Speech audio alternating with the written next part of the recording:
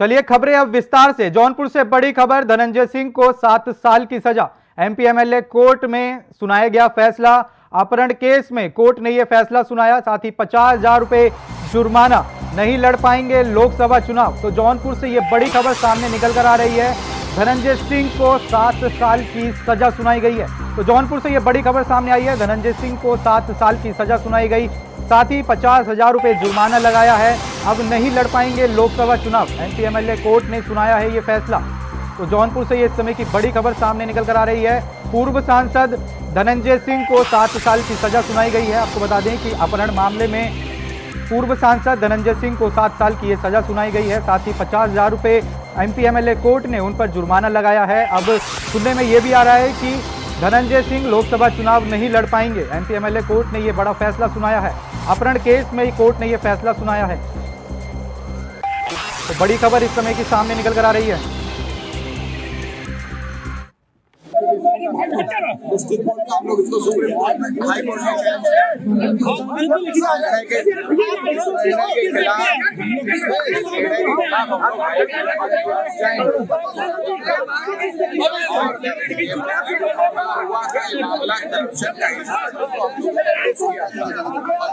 फर्जी मुकदमा कायम किया गया था। आज उस फर्जी मुकदमे में मुझे फर्जी सजा कर दी गई। तो आज उस मामले को हम लोग हाई कोर्ट सांसद धनंजय सिंह और उनके साथी संतोष के विरुद्ध चार्ज जो बने थे 364 आईपीसी, 386 आईपीसी और 5,506 आईपीसी में, उसी में माननीय न्यायालय ने सजा सुनाया। 364 आईपीसी में 7 साल और 50,000 जुर्माना है, और 386 आईपीसी में 5 साल 25,000 जुर्माना, 504 आईपीसी में 1 वर्ष और 506 आईपीसी में 2 वर्ष की सजा सुनाई। क्या दोनों अभियुक्तों को बराबर सजा दी? दोनों अभियुक्तों को बराबर सजा, जुर्माना भी बराबर? जुर्माना भी बराबर। किस आधार पर ये सजा सुनाई गई है? जो साक्ष्य गुजरे थे, जो दस्तावेजी साक्ष्य अभियोजन पक्ष ने प्रस्तुत किए थे, उसी के आधार पर माननीय न्यायालय द्वारा फैसला। हॉस्टाइल होने की बात बचाव पक्ष में की गई थी, क्या उसको उन्होंने 313 अपने को कोई बचाव पक्ष का नहीं आया था, और जो हमारे अभियोजन पक्ष के साक्षी थे वो दस्तावेजी साक्ष्य और वो एविडेंस कलेक्ट किए गए थे, उसी के आधार पर माननीय न्यायालय द्वारा। तो जौनपुर से ये बड़ी खबर सामने निकल कर आई है, धनंजय सिंह को 7 साल की सजा सुनाई गई है। जी हाँ, आपको बता दें कि तो इसी खबर पर विवेक कुमार हमारे साथ लाइव जुड़ चुके हैं। विवेक, पूर्व सांसद धनंजय सिंह को 7 साल की सजा सुनाई गई है, क्या है पूरा मामला? आपको बता दूं, जो है वर्ष 2020 में जो है नमामि गंगे प्रोजेक्ट मैनेजर अभिनव सिंघल के साथ जो है मारपीट, अपहरण और रंगदारी करने के मामले में धनंजय सिंह को जो है कल जौनपुर पुलिस ने जो है गिरफ्तार की थी। उसके बाद जो है भारी सुरक्षा के बाद जो है साथ जो है धनंजय सिंह को आज कोर्ट में पेश किया गया, और कोर्ट ने जो एमपी एमएलए कोर्ट ने जो धनंजय सिंह को 7 साल का सजा और सश्रम कारावास और लगभग जो है 1.5 लाख रुपए का जुर्माना लगाया गया है। और धनंजय सिंह जो है लोकसभा चुनाव से पहले का एक बड़ा झटका लगा है, और धनंजय सिंह जो है लोकसभा चुनाव में जो है मैदान में उतरने की तैयारी कर रहे थे, लेकिन धनंजय सिंह को जो है कोर्ट ने जो 7 साल का जो है सजा सुनाकर जेल भेज दिया है। अब सवाल यह है कि धनंजय सिंह जो है चुनाव लड़ पाते हैं कि नहीं, लेकिन 7 साल की सजा होने पर धनंजय सिंह चुनाव से बाहर होते जा रहे हैं। और जो है भारतीय जनता पार्टी ने जो है कृपा शंकर सिंह को मैदान में उतारा था। उसके बाद धनंजय सिंह ने भी एक पोस्ट जारी किया, जीतेगा जौनपुर, जीतेंगे हम। उसके बाद जो है कहा जाए धनंजय सिंह के ऊपर जो है कानूनी शिकंजा कसना शुरू हो गया। जी विवेक, हाल ही में ट्वीट कर उन्होंने ये दावा किया था कि जौनपुर से वे जीतेंगे। अब ये सपना पूरा होने में कितनी मुश्किलें आएंगी? बिल्कुल, जो है 7 साल जो है कारावास होने के बाद धनंजय सिंह चुनाव नहीं लड़ सकते हैं। हालांकि आपको बता दें कि 2002 में जो है राज्य विधानसभा से धनंजय सिंह ने जेल में रहते हुए जो है विधायक बना था, लेकिन धनंजय सिंह के बाद जेल में है और रहेंगे। चर्चा ये भी है कि उनकी पत्नी जो है चुनाव लड़ सकती है। फिलहाल आने वाला समय ही बताएगा धनंजय सिंह क्या चुनावी मैदान में उतरते हैं या उनकी जो है साख राजनीति बच पाती है, नहीं देखने वाली बात हो। लेकिन धनंजय सिंह के समर्थकों में काफी मायूसी देखने को मिल रही थी। यानी ये कहा जा सकता है कि चुनावी दावेदारी के लिए अब ग्रहण लगता हुआ दिखाई दे रहा है। बिल्कुल, जो है कहा जाए तो 7 साल की जो है सजा होने के बाद चुनाव के मैदान से दूर हो सकते हैं, ऐसा जो है कानूनी का प्रक्रिया में है। लेकिन धनंजय सिंह के समर्थक अभी भी कुछ आस लगाए बैठे हैं, क्या धनंजय सिंह मैदान में आते हैं या उनकी पत्नी चुनाव लड़ती हैं। लेकिन धनंजय सिंह जो है मैदान में उतरते हैं तो भारतीय जनता पार्टी के लिए जो है एक मुसीबत हो सकता था, जो कि इनके समर्थक बता रहे थे। धनंजय सिंह का व्यक्तिगत वोट है, कहा जाए धनंजय सिंह जब मैदान में उतरते हैं तो जाहिर सी बात है सामने बीजेपी को टक्कर आसानी से दे सकते थे। जी विवेक, धनंजय सिंह की ओर से कोर्ट में क्या कुछ सफाई दी गई है? और धनंजय सिंह जब कोर्ट में पेश में भाई सुरक्षा के बीच पे इतनी भीड़ थी, जो है मीडिया से मुखातिब नहीं हो पाए, लेकिन सुरक्षा पुलिस जो है उनके साथ अपने साथ लेकिन धनंजय सिंह ने ये कहा हमें कोर्ट पर पूरा भरोसा है। कल ही उन्होंने मीडिया से बयान दिया था और धनंजय सिंह ने कहा आगे जो है देखा जाएगा क्या होता है। जी धनंजय सिंह जब पुलिस कस्टडी में कोर्ट पहुंचे थे तो कोर्ट के बाहर उनके समर्थकों की भारी भीड़ जुट गई थी और नाराजगी भी शुरू हो गई थी। अब समर्थकों में कैसा माहौल है? और बिल्कुल जो है समर्थक मायूस दिखाई जब धनंजय सिंह कोर्ट में आए थे तो समर्थकों में एक उत्साह थी, हो सकता फैसला उनके पक्ष में आया। लेकिन जिस तरह से जैसे ही अदालत ने जो है एमपीएमएलए कोर्ट ने जो है उनको सजा सुनाया, समर्थक में मायूस। इंडिया वाइज लगातार समर्थकों से बातचीत किया और समर्थकों की आंखें भर आई थी अपने नेता के लिए। लेकिन जब देखने वाली बात होगी धनंजय सिंह की पत्नी जो है चुनाव लड़ती। हालांकि एक जो 2 दिन पहले एक पोस्ट वायरल होती है और धनंजय सिंह अखिलेश यादव और शिवपाल यादव के साथ मुलाकात करते हैं। उसके बाद से जो है जौनपुर की राजनीति में हड़कंप बच जाती है। अनुमान लगाया जाए धनंजय सिंह समाजवादी पार्टी या गठबंधन से जो है सीट चुनाव लड़ सकते थे, लेकिन धनंजय सिंह 2 दिन पहले ही एक पोस्ट वायरल किया था, जीतेगा जौनपुर जीतेंगे हम। उसके बाद से जो धनंजय सिंह पर जो है कानूनी शिकंजा कसना शुरू हो गया था। जी बहुत बहुत धन्यवाद विवेक आपका इस तमाम जानकारी के लिए। चलिए बात करेंगे अगली खबर की। खबर सिद्धार्थनगर से है जहां दिन दहाड़े चावल की तस्करी हो रही है। बता दें कि तस्कर मौका देखकर नेपाल चावल की खेप की तस्करी करते हैं और तस्करी कर पुनिहवा बॉर्डर के पार पहुंचते हैं। तो वहीं तस्करी करते हुए एक वीडियो सोशल मीडिया पर जमकर वायरल भी हो रही है।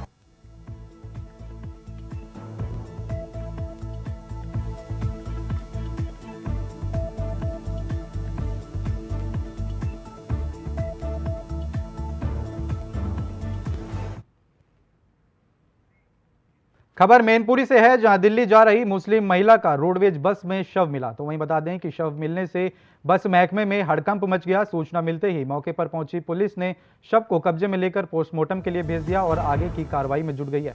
बता दें कि घटना मैनपुरी के बेबर थाना क्षेत्र के नवीगंज टोल की बताई जा रही है।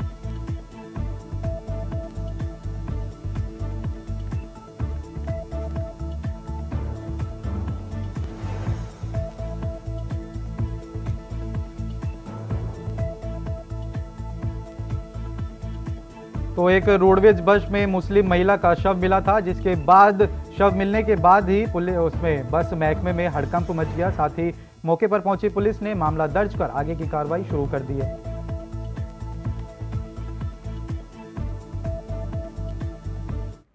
तो लखनऊ से बड़ी खबर, बीजेपी चुनाव प्रबंधन समिति की बैठक शुरू। प्रदेश अध्यक्ष भूपेंद्र चौधरी, जेपीएस राठौर मौजूद, स्वतंत्र देव सिंह समेत बीजेपी के कई पदाधिकारी मौजूद। यूपी की 80 सीटों को जीतने की बनेगी रणनीति। तो बड़ी खबर सामने निकल कर आ रही है, बीजेपी चुनाव प्रबंधन समिति की बैठक शुरू हो चुकी है। यूपी की 80 सीटों को जीतने की रणनीति बनाई जा रही है। तो लखनऊ से ये बड़ी खबर सामने निकल कर आ रही है। आपको बता दें कि यूपी लखनऊ में बीजेपी चुनाव प्रबंधन समिति की बैठक शुरू हो चुकी है। साथ ही यूपी में 80 सीटों पर जीतने की रणनीति बनाई जा रही है। इस बैठक में प्रदेश अध्यक्ष भूपेंद्र चौधरी, जेपीएस राठौर मौजूद हैं इस बैठक में। तो लखनऊ से इस समय की बड़ी खबर सामने निकल कर आई है।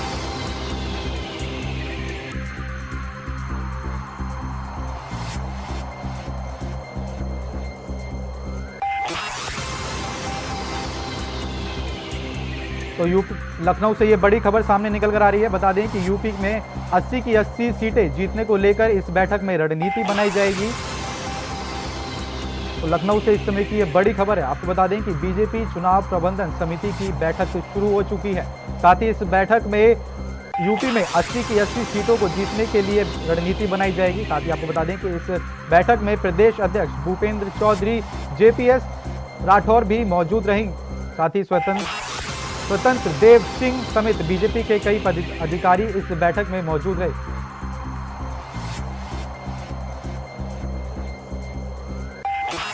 लखनऊ से इस समय की बड़ी खबर सामने निकल कर आ रही है। बता दें कि लखनऊ में सबसे बड़ी खबर सामने निकल कर आई है।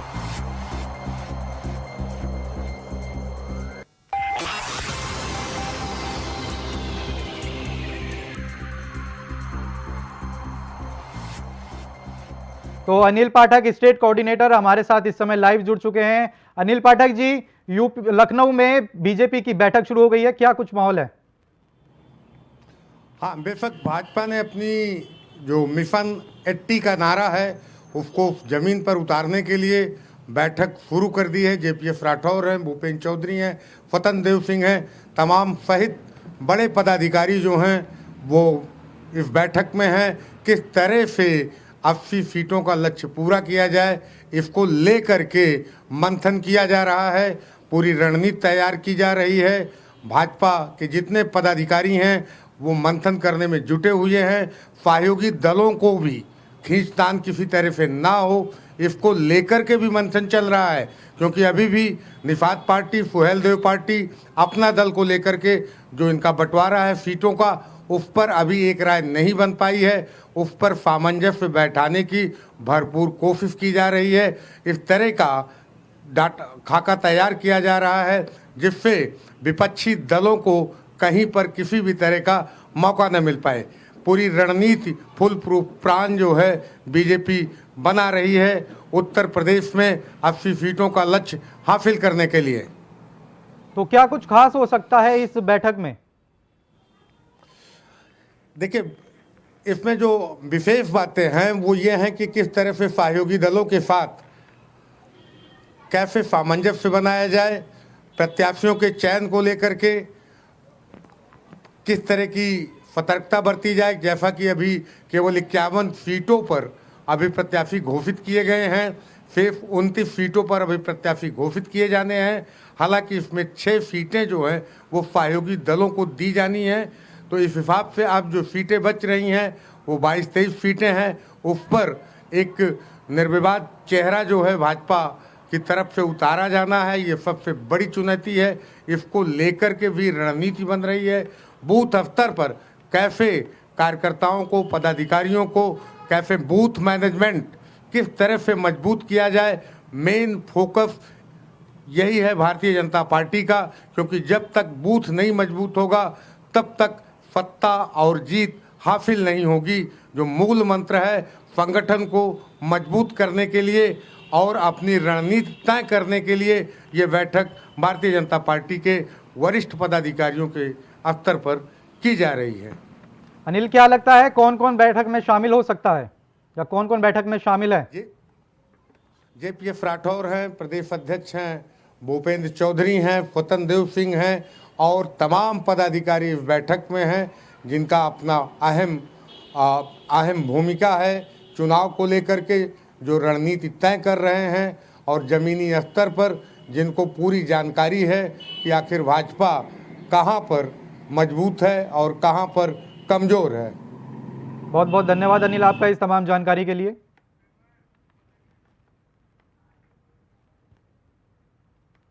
खबर मथुरा से है, जहां यूपी ब्रज तीर्थ विकास परिषद ने कुसुम सरोवर का सौंदर्यीकरण कार्य करवाना है। बता दें कि गोवर्धन में परिक्रमा मार्ग के कुसुम सरोवर पर लाइट और साउंड शो का इंतजाम किए गए हैं। हालांकि ये सब श्रद्धालुओं को आकर्षण करने के लिए करवाया गया है। फिलहाल कुसुम सरोवर पर कार्य किया जा रहा है, साथ ही ट्रायल भी चल रहा है। इस कार्य का आदेश सिर्फ गोवर्धन में परिक्रमियों के लिए बेहतर अनुभव और इस धरोहर को और भी आकर्षक करना है। साथ ही गोवर्धन में पर्यटक को बढ़ावा देना भी है।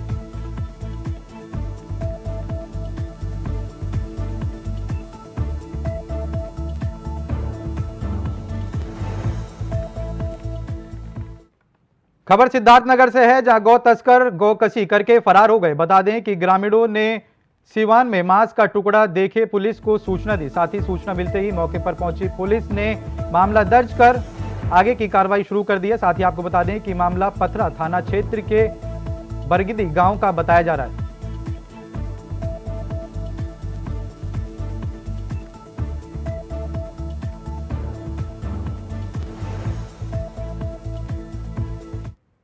तो लखनऊ से उत्तर प्रदेश के मुख्यमंत्री योगी आदित्यनाथ लाइव है, क्या कुछ कह रहे हैं सीधा आपको वहां लेके चलते हैं। प्राथमिकता देकर के उसको प्रोत्साहित किया तो देखते ही देखते यह न केवल देश के अंदर बल्कि दुनिया के अंदर छाता हुआ दिखाई दे रहा है। हम सब ने पिछले 4 वर्ष के अंदर इस सदी की सबसे बड़ी महामारी का सामना किया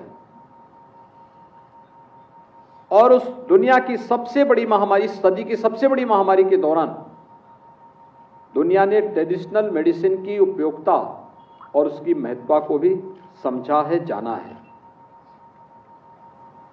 ये पिछड़ा इसलिए क्योंकि इसने अपने महत्व को स्वयं खोया है। उसके कर्णधारों ने ही उसकी उपेक्षा की। अगर उसकी उपेक्षा उसके कर्णधार नहीं करते तो इस रूप में उपेक्षित नहीं होती। लेकिन देर आए दुरुस्त आए। 2014 में प्रधानमंत्री मोदी जी ने जब इसके लिए अभियान चलाया, आज आप देखते होंगे 21 जून को दुनिया के अंदर योग के साथ पूरी दुनिया झूमती हुई दिखाई देती है। कोरोना के अंदर आयुष का काढ़ा लेते हुए पूरी दुनिया दिखाई देती है। घर घर में आज भी चल रहा है। ऐसे ही अन्य ट्रेडिशनल मेडिसिन के प्रति पूरी दुनिया आज उसके पीछे भाग रही है। आज जब हम लोग इतनी परियोजनाओं का यहां पे लोकार्पण कर रहे हैं तो स्वाभाविक रूप से ये दिखता है कि जब संभावनाएं हैं इसलिए मांग भी है। और मैं तो बार बार इस बात को कहता हूं कि उत्तर प्रदेश में हेल्थ टूरिज्म में किसी एक क्षेत्र में सर्वाधिक संभावनाएं हैं तो वह है आयुष के क्षेत्र में। योग, नेचुरोपैथी, आयुर्वेद, यूनानी, सिद्धा या होम्योपैथ, इनसे जुड़ी हुई सभी पद्धतियों को हम व्यवस्थित रूप से प्रोफेशनल तरीके से अगर लागू कर दें, कोई कारण नहीं कि लोग इसके प्रति आकर्षित न हो। हर एक व्यक्ति उसके पीछे भागेगा। सवाल यह है कि हम स्वयं उसको महत्व देना सीखें। यह न केवल हेल्थ टूरिज्म के लिए, संपूर्ण आरोग्यता के लक्ष्य को प्राप्त करने के लिए, बल्कि अधिक से अधिक मात्रा में नौकरी और रोजगार के अवसर उपलब्ध कराने में भी बड़ी भूमिका का निर्वहन कर सकता है। बड़ी भूमिका का निर्वहन इसके माध्यम से हो सकता है। अन्नदाता किसानों की आमदनी को भी कई गुना बढ़ाने में योगदान दे सकता है। हमें पहल करनी पड़ेगी, हमें लगना पड़ेगा, एक दृष्टिकोण से उभरना पड़ेगा। और इसी उद्देश्य की पूर्ति के लिए विभाग ने कल एक निदेशालय के गठन की कार्रवाई को भी मूर्त रूप देना प्रारंभ किया है। अब तक अलग अलग निदेशक थे, वे निदेशक काम करेंगे, लेकिन उन सबको इंटीग्रेट करने के लिए एक डायरेक्टर जनरल भी उनके साथ समन्वय बनाने के लिए, जिससे कहीं भी फाइल किसी की अटकी नहीं, भटके नहीं, बल्कि मेरिट के आधार पर समयबद्ध तरीके से उस निर्णय को हम अंजाम तक पहुंचा सकें। इस दिशा से आयुष विभाग ने इस कार्रवाई को आगे बढ़ाया है। इससे पहले इस विभाग ने प्रदेश के अंदर आयुष के क्षेत्र में जो डिग्री और डिप्लोमा के पाठ्यक्रम थे, उन सबको, वो अलग अलग कार्यक्रम, उनके पाठ्यक्रम अलग अलग थे, अलग अलग तरीके से चलते थे। किसी की परीक्षा हो रही है, किसी की नहीं हो रही है, किसी की डिग्री अवार्ड हो रही है, किसी की नहीं हो रही है। एक आयुष विश्वविद्यालय बनाया। आज आयुष विश्वविद्यालय यूपी के अंदर कार्य कर रहा है। कल निदेशालय का गठन हो चुका है। आयुष मंदिर हर एक जनपद में भारी पैमाने पे कार्य करते हुए दिखाई दे रहे हैं। और इस फील्ड में जो अनंत संभावनाएं, उन संभावनाओं को आगे बढ़ाने का जो कार्य प्रधानमंत्री मोदी जी के नेतृत्व में, मार्गदर्शन में आगे बढ़ रहा है, वह आज मूर्त रूप लेता हुआ दिखाई दे रहा है, लोगों के विश्वास का प्रतीक बनता जा रहा है। सचमुच यही प्रधानमंत्री जी की मंशा है कि हम लोग आम जनमानस के विश्वास के प्रतीक बनकर के ट्रेडिशनल मेडिसिन के माध्यम से संपूर्ण आरोग्यता के लक्ष्य को प्राप्त कर सके। और यह हर व्यक्ति का अधिकार होना चाहिए, हर व्यक्ति का अधिकार होना चाहिए। यह न केवल बचाव के उपायों को हमें बताता है, बल्कि संपूर्ण उपचार का मार्ग भी प्रशस्त करता है। पहले तो अगर आप कोई इस पद्धति से जीवन यापन करेगा तो एक लंबी और स्वस्थ दिनचर्या के माध्यम से संपूर्ण आरोग्यता को प्राप्त करेगा। लेकिन फिर भी बीमारी के और भी कारण हो सकते हैं, पूर्व जन्मों के प्रारब्ध हो सकते हैं, और भी कारण हो सकते हैं। अगर उसके कारण भी हम समयबद्ध तरीके से इस पद्धति को अनुसरण करते हैं तो लंबे समय तक रोग से लड़ने की एक सामर्थ्य अपने अंदर अर्जित कर पाएंगे। और उस प्रकार की किसी भी स्थिति से हम बच पाएंगे जो एक समय के बाद जब रोग अनियंत्रित हो जाता है तो व्यक्ति असहाय सा दिखता है, उस प्रकार की कोई स्थिति नहीं रहेगी। आज का जो कार्यक्रम है जिसमें 226 आयुष्मान आरोग्य मंदिर, 50 सैया के 4 एकीकृत आयुष चिकित्सालय, 5 ई लाइब्रेरी, प्रयागराज और झांसी में राजकीय आयुर्वेदिक कॉलेज में छात्रावास के निर्माण का, राजकीय होम्योपैथिक कॉलेज के विभिन्न कार्यों के निर्माण का है। 19 स्थानों पर होम्योपैथिक विभाग के तथा 14 स्थानों पर आयुर्वेदिक विभाग के। तो मुख्यमंत्री योगी आदित्यनाथ को सुन रहे थे आप। फिलहाल के लिए इस बुलेटिन में इतना ही। देश और दुनिया की तमाम बड़ी खबरों को जानने के लिए बने रहें इंडिया वॉइस के साथ। नमस्कार।